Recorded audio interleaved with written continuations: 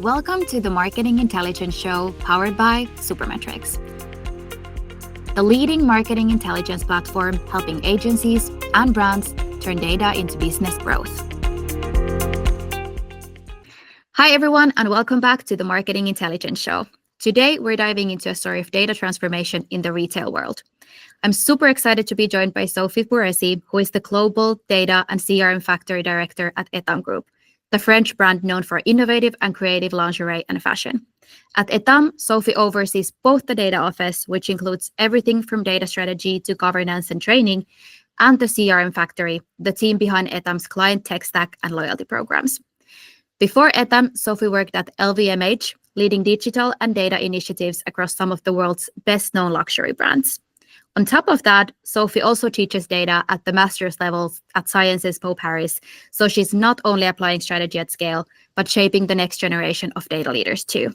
Welcome, Sophie. We're so happy to have you join us. Thank you for having me. I'm super happy and excited to be here today. Great. So I want to start by talking about your background in luxury and consulting. How did that shape the way you approach the data transformation at ETAM? I imagine the way data is treated, how fast things need to move, looks very different depending on which side you are. I think that actually my consulting background and my experience in the luxury industry, they both brought me different elements, but that are equally valuable. If I think about my consulting background, obviously I took all the theory around data transformation, and it's super important.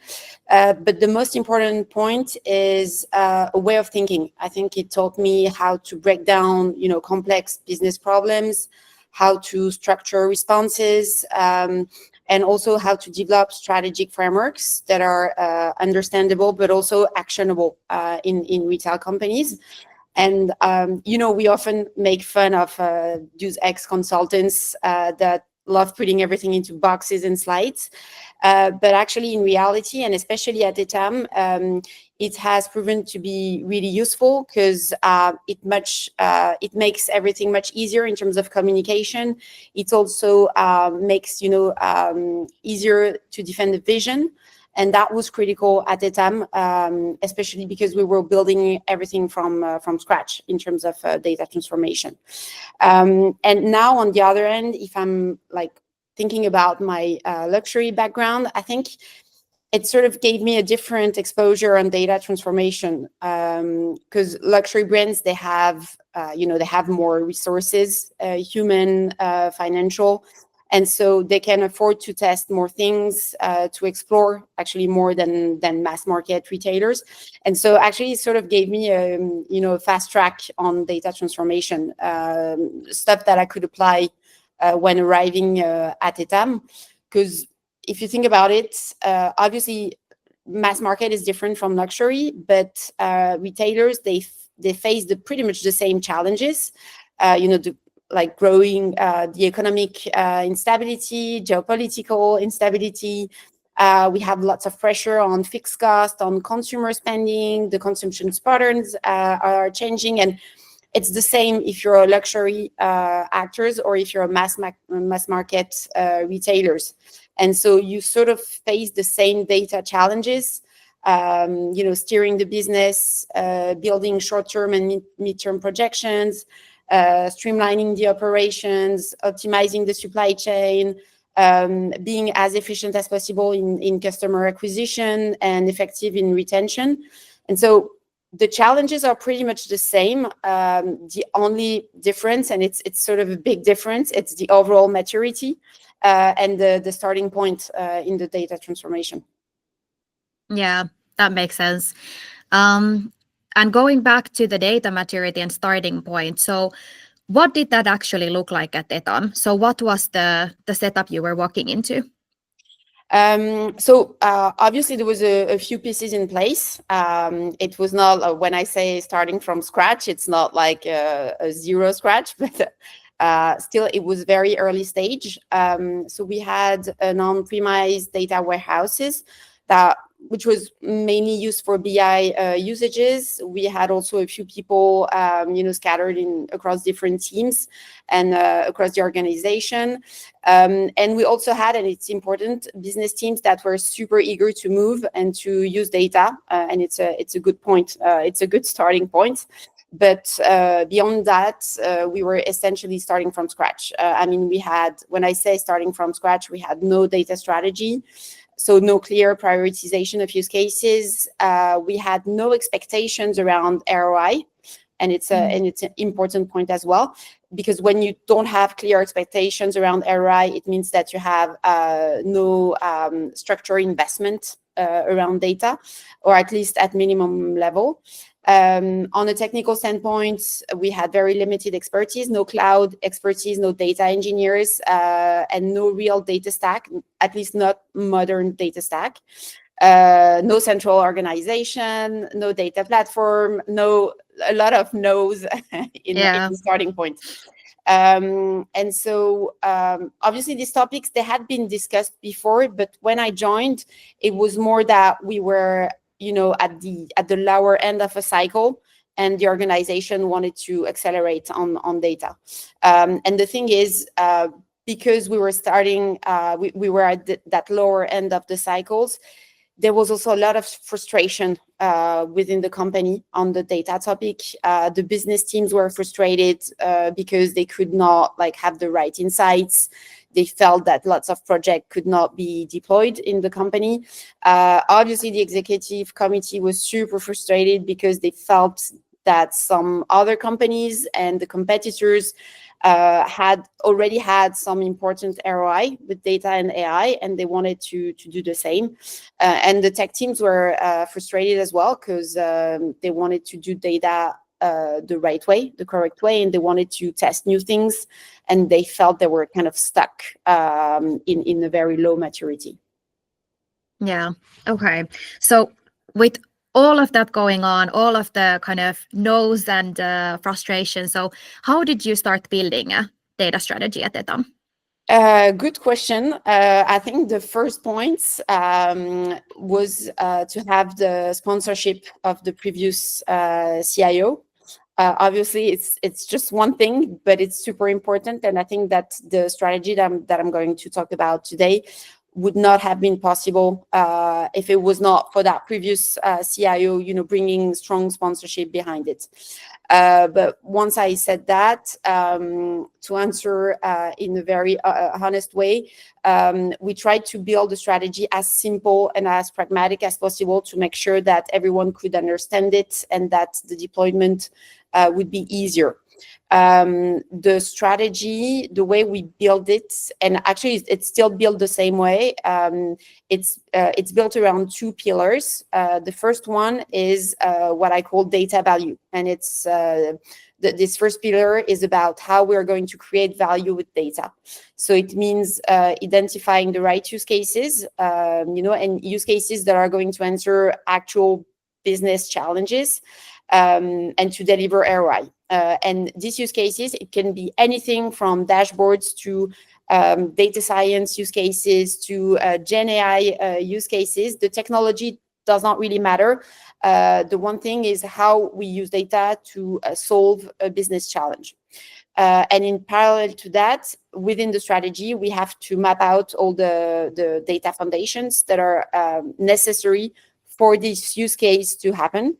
And in the foundations, it's a mix of things, but you have obviously the architecture, the technology choices, you have the data governance, the organization, and also something that's quite important and sometimes forgotten in low maturity companies, which is internal culture and business acculturation to data challenges.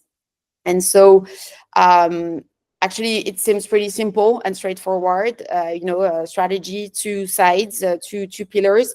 But the real challenge is actually aligning these two pillars into one coherent strategy, because on one side, you have the business looking out for short-term results. And on the other side, you have, your foundation pillars that requires long-term investments, and it's long-term projects when you're building, a data architecture. And so the data sits at the crossroad between tech and business, and so you need to build something and to build a narrative that will be understandable both by the direction and the operational teams, and that will bring ROI for business people and technical people. And you want to keep everyone on board. So that's the challenge. And maybe one last point to give you an idea of how the strategy was built in time, because the strategy, it's not only about thinking about the coming year, it's about thinking about the evolution in the next 2 to 3 years. The strategy we built was on a 3 to 4 year horizon, and we broke it into 3 different phases.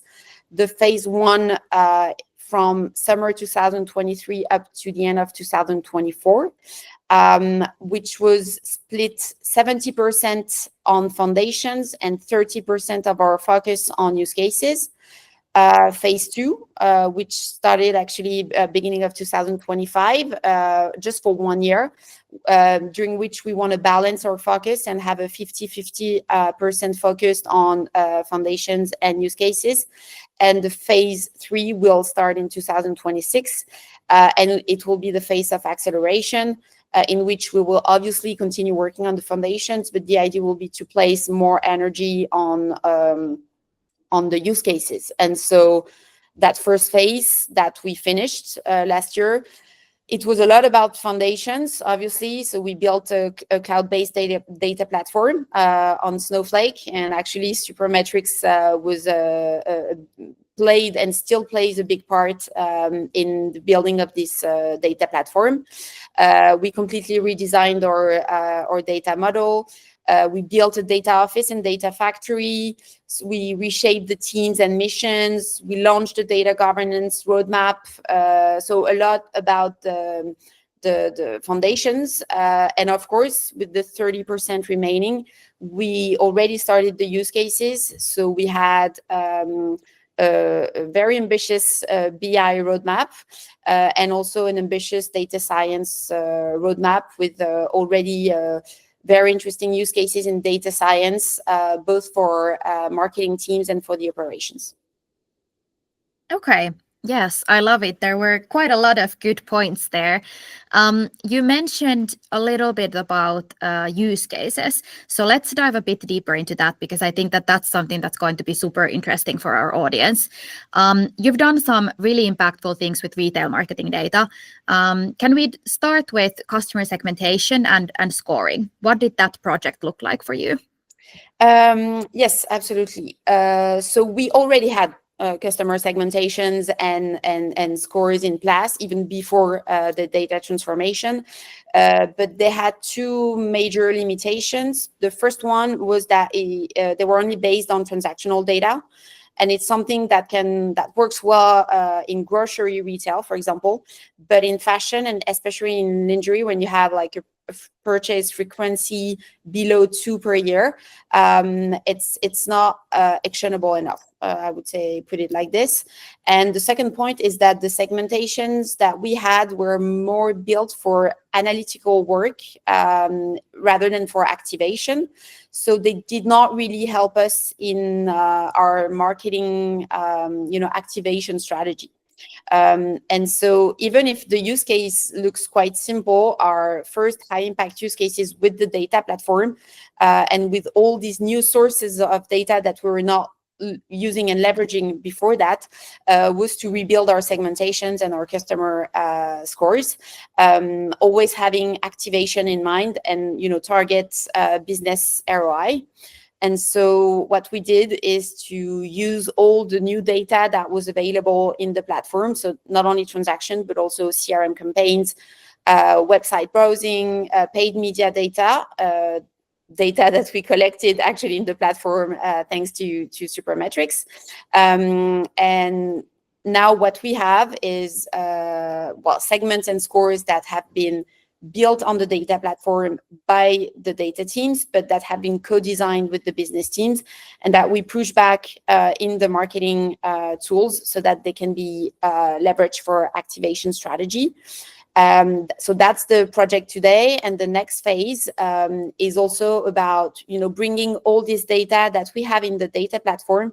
We want to bring it into a data-oriented customer data platform, which will be sitting on top of the company data platform.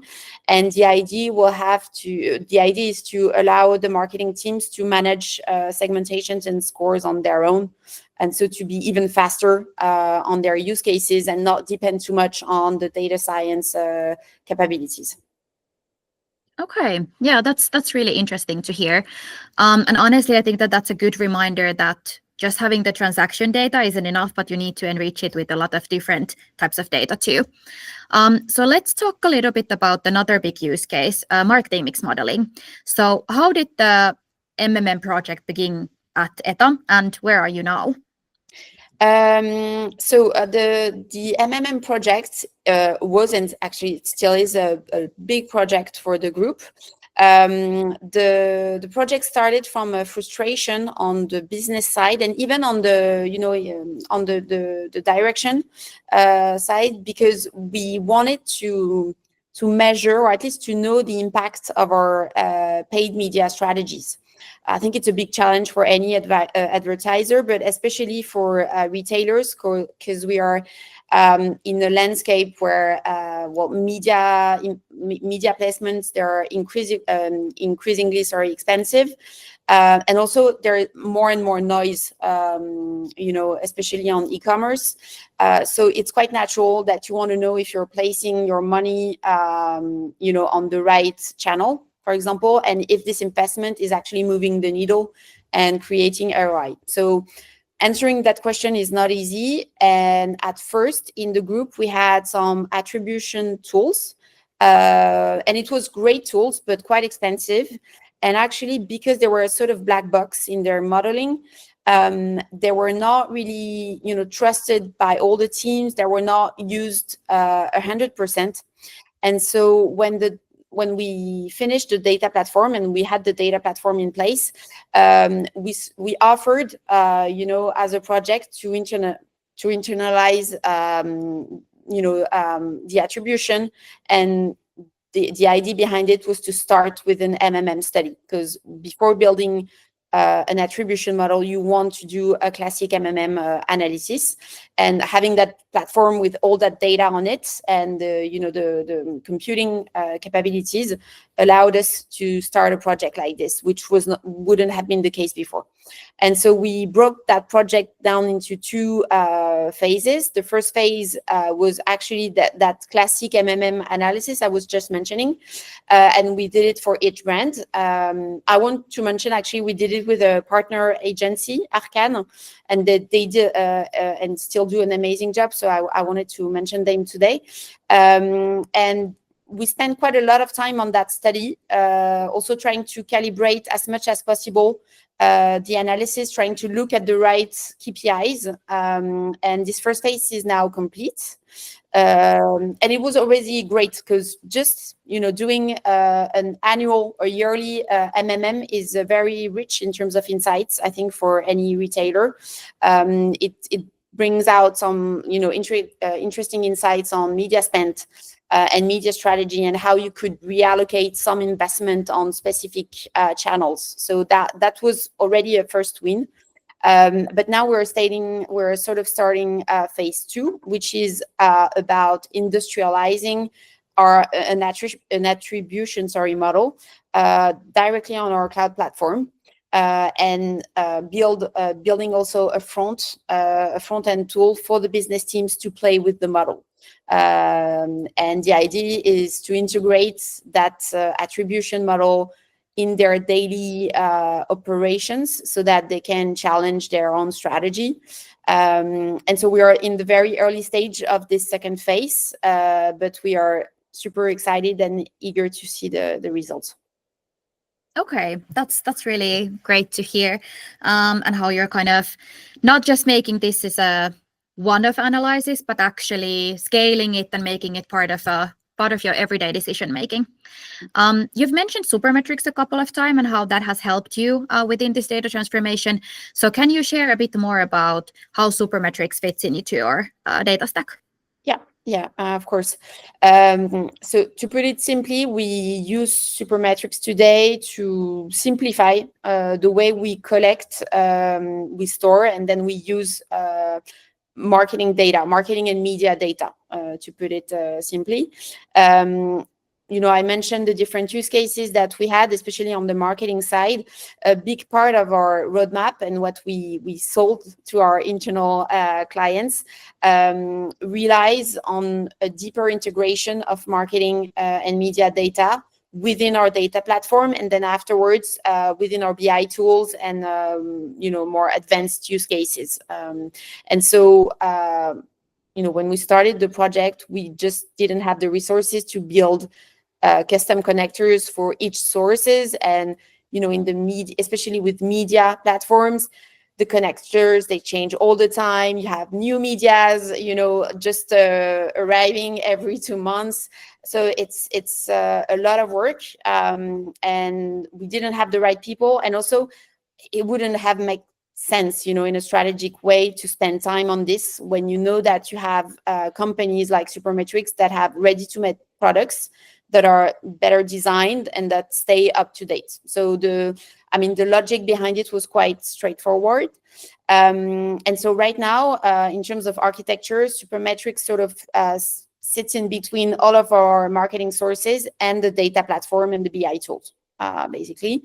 And why did we choose Supermetrics? Well, the tool was already used within the group by some of our business teams, and we had great feedback. The feedbacks were really positive. The use cases were super specific, but the main feedback, and it's something very important at ETAM, is that it felt super easy to use. And so given that we are not a tech company and that we have limited resources, having a partner that we already know and that is really easy to use was a very good argument for us. Obviously, we did a proper benchmark. It would have been too easy if we hadn't done that. And we compared Supermetrics to other players like Funnel, for example. And obviously, the other players, they had really strong offering as well. But we found that Supermetrics sort of hit the sweet spot for ETAM in terms of qualitative products, the features that we need, not more, not less. A pricing that's relevant for us because we're not LVMH, we're not L'Oreal, we still are a medium-sized retailer, and also a support, in our project, and it's something at ETAM that we really consider as well. Because the company is convinced, but I'm convinced as well that you want to have partners that obviously believe in your ambition. That's a given, but also for whom you are a key client and not, a very small reference. Because if you're only a small reference, then you probably won't have the same kind of relationship. When you have the same level of ambition, then you have a great relationship and the projects are always better. Yeah, I love hearing that. Thanks for sharing. And of course, with any kind of project and a project this size, like a data transformation project, not everything is smooth sailing. So let's talk a bit about your some of the challenges you faced. So you mentioned at the beginning, or you talked a little bit about data governance and that it didn't really exist at ETAM when you joined. And you have also been quite open about the realities of data quality. So what has been difficult within these two areas? Data quality, data governance, but data quality within data governance, it's a constant challenge. And for every company, it's not just ETAM. Yeah. I think everyone working in data is concerned, but yes, it has been, and it still is a major issue. It's even more than a challenge, it's an issue at ETAM.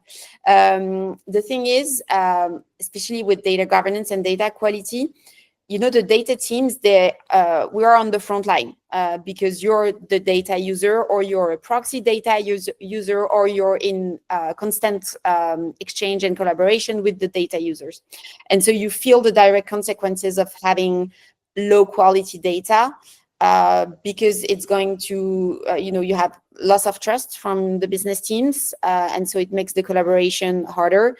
You have additional support workloads.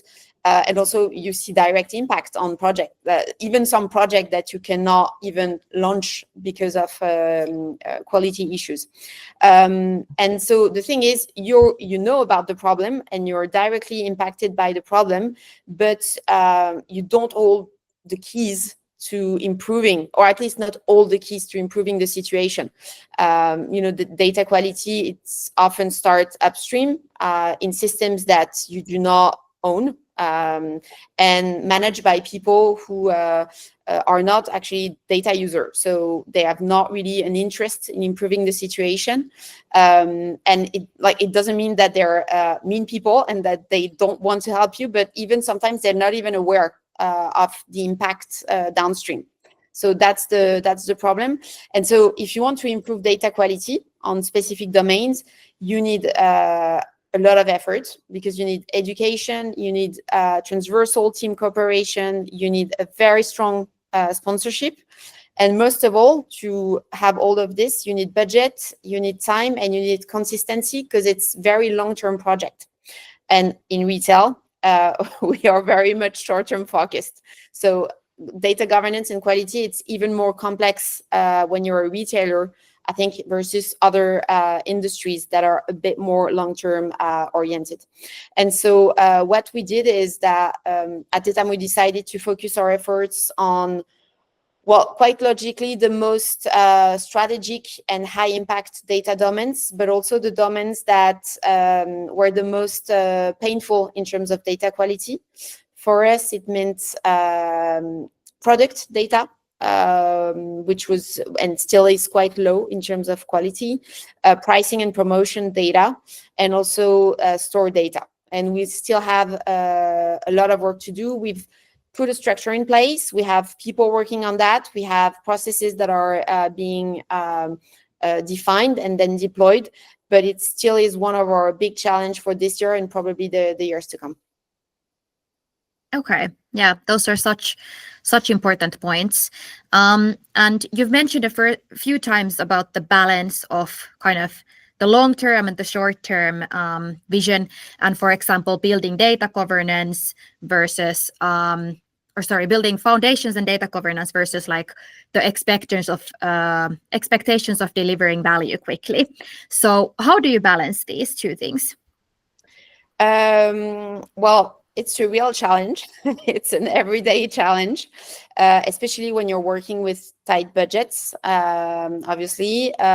So my approach, and it was what I was mentioning when explaining the strategy, is always to reserve a part of the roadmap and part of the strategy for the use cases, even if it's quick wins, in parallel to this foundational work. And the game is more to see how you're going to balance, and distribute your time between the two.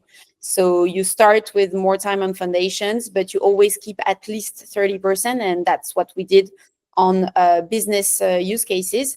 And I think it has proven to be quite effective at ETAM. But if I had to do it all again and start, and go back to 2023 when designing the roadmap, I probably wouldn't change the ratio, but something that I would probably do is aim for an overall investment slightly more ambitious, meaning that you keep the same proportions, but then you have increased budget, and the 30% that you allocate on data use cases would have been more substantial, and so the result would have been more visible, of course. I think that after 2 years, probably the senior leadership, they wouldn't have really seen the difference in terms of investments, because they just see a big investment. But I think they would feel like they would have had more ROI in the first 18 months. And so it would have made things easier when you're defending your phase 2 and your phase 3, and that you want to maintain and maybe even increase the investments. So that's the thing that I would have changed. If you don't show some momentum really quickly, especially in retail, it's super easy to lose, buy-in and to lose sponsorship. Yeah, definitely. Okay, this has been amazing. One last question to wrap things up. What would be your biggest advice for anyone leading a similar data transformation, especially in the retail industry? So I could think about plenty. I'm not gonna just choose one because that's not enough, but I have like 3 to 4 points in mind. The first point, I think I said it in my first answer, but just to repeat it again, you want to keep things simple and really focused. I think in retail companies especially, but in pretty much all companies, leadership doesn't have a technical background, or if it does, it was from a long time ago. So even if you have a very ambitious roadmap, you want the storytelling to be super clear, super understandable by people that are not from the data, from a data background. And also, you never want to lose sight of the business targets and lose the connection between what you're explaining and the business outcomes. Every slide in your strategy deck must have a link, must be linked in a way with the business ROI. The roadmap is not about deploying tools. It's really about creating business value.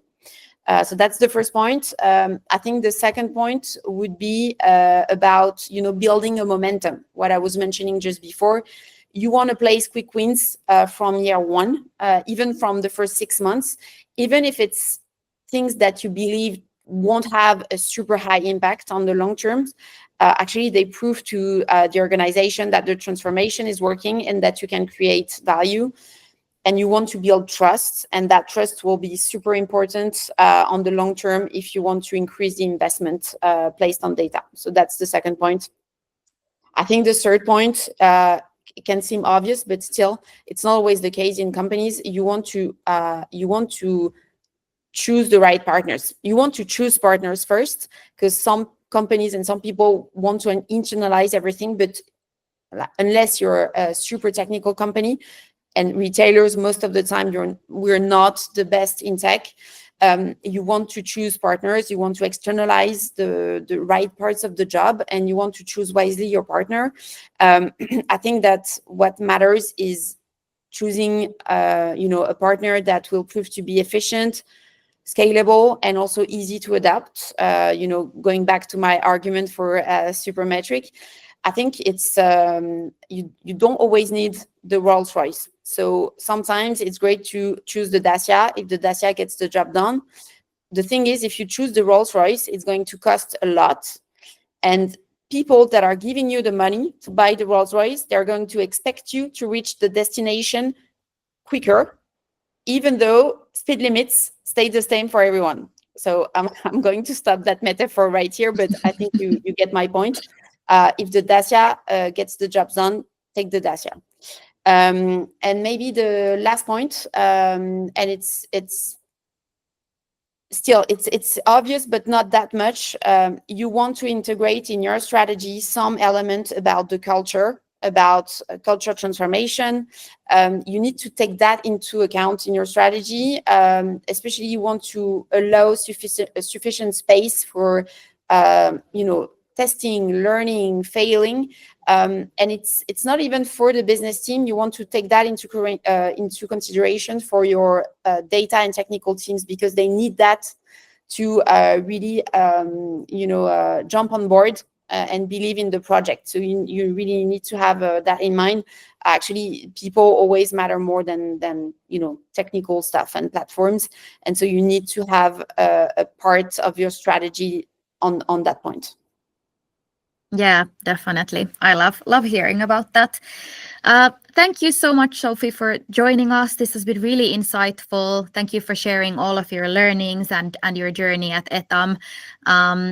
Thanks for joining the call. Thank you. I had a great time. Thanks for tuning into the Marketing Intelligence Show from Supermetrics. Subscribe to our channel and follow us for more data-driven insights.